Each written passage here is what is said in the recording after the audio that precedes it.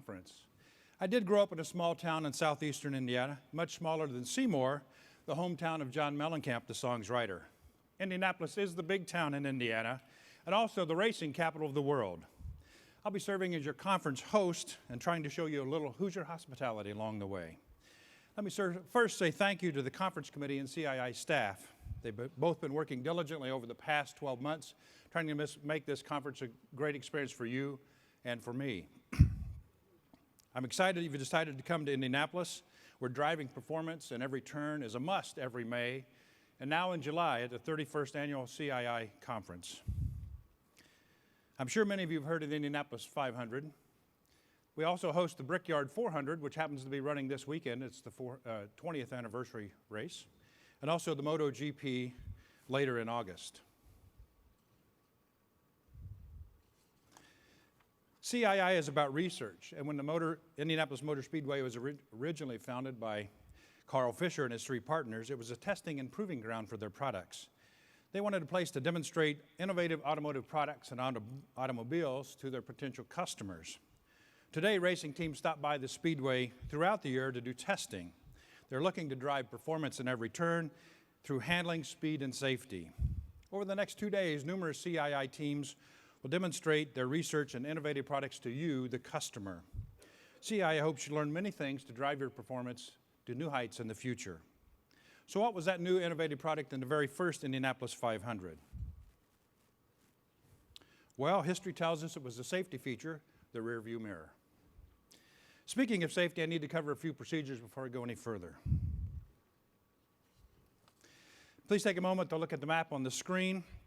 In case of a fire alarm during the conference, please exit to the doors in the rear, go across the corridor and out the many doors that marked exit. You're going to go down 3 levels and you're going to exit the building and you'll be on Maryland Street, right across the street from Victory Field.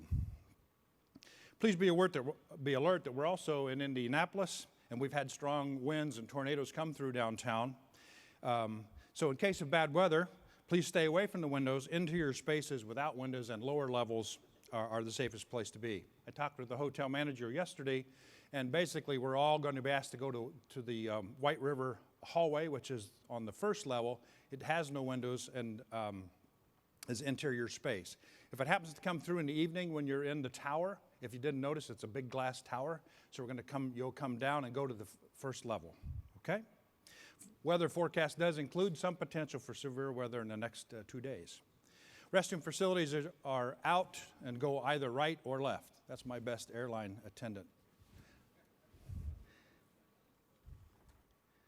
Okay, a few housekeeping remarks. Please silent your cell phone and any other noise-making device you may have.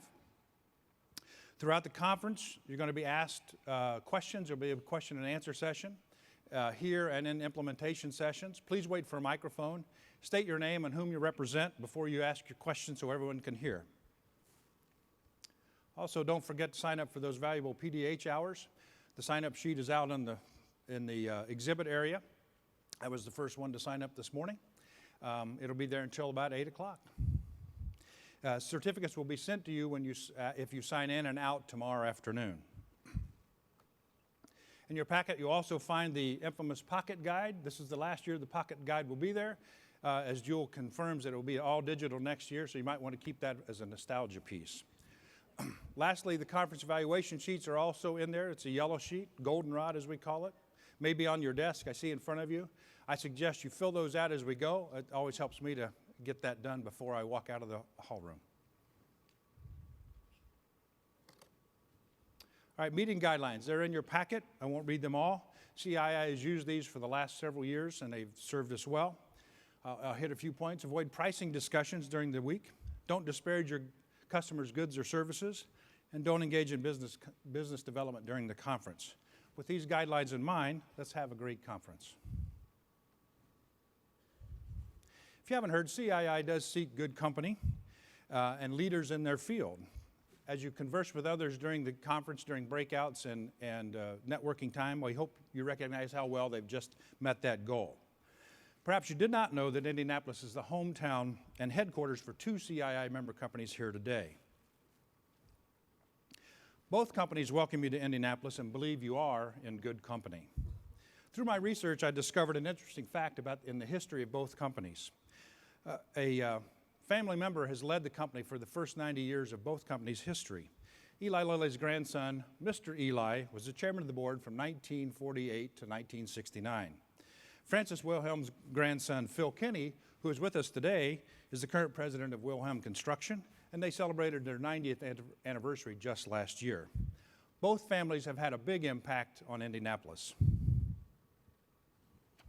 Speaking of big, here's one for my Texas friends. Everyone has heard that everything is big in Texas. Big hats, big belt buckles, big football stadiums for sure. Some of you may have heard about Hoosier hysteria, a lunacy for high school basketball. There's no better way to distinguish between fact and folklore than to ask a CII research team to investigate the truth. So I combined these two ideas and asked my CII research team 2014, a very special team, to investigate where the biggest high school basketball gymnasiums are in the country. So let's see what they found.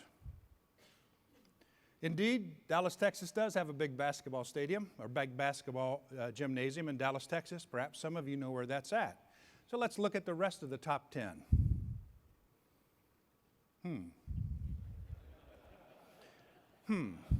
Well, which is fact and which is lunacy? I'll leave it for you to decide. You never know what you might learn from a CII research team. CII research can challenge your thinking. That's why we want a cross-section of people on our research teams. So what did research team 2014 discover that might challenge your thinking about Indiana? Would it surprise you to know that Indiana has the 6th largest oil refinery in the country? BP's Whiting refinery was founded in 1889 by Standard Oil Company. It has a 413,000 barrels a day capacity. The first 5 on the list are in Texas and Louisiana, and I'm sure many of you know exactly where they are. Would it surprise you if I told you Indiana has the largest integrated steel mill in the country? At one time, it was in the world. U.S. Steel's Gary Works takes iron ore in and produces finished steel. It has a capacity of 7.5 million tons a year.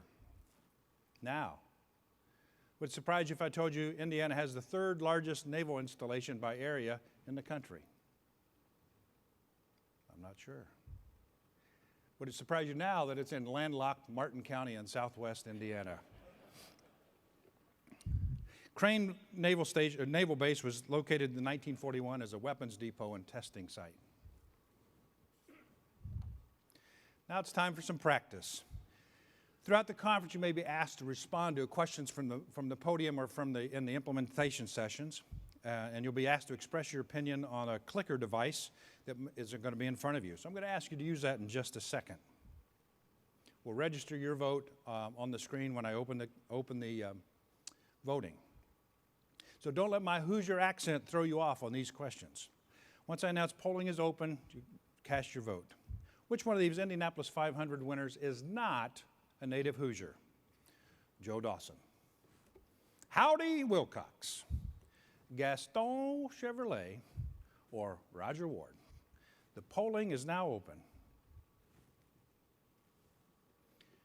They're flying in. I can barely see it. No voting twice. All right, that's good enough. You've learned how to use the device. Let's take a look. Okay. My accent threw you off. No. For those of you who voted for C, Gaston Chevrolet, you are correct. All right, you must have been out to the museum. Gaston Chevrolet is from Bon, France. Some additional trivia. All 3 Chevrolet brothers ran in the race, Louis, Arthur, and Gaston, but Gaston was the only winner. And another interesting fact is all 3 drivers didn't drive a Chevrolet. All right, here we go.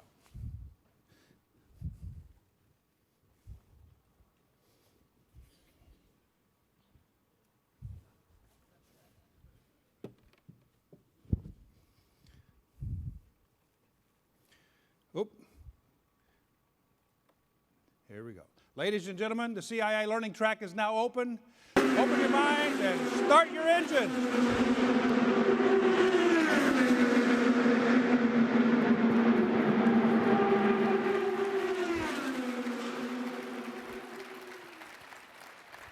It's now my pleasure to introduce our track steward for the week, and also the director of CII, Wayne Crew.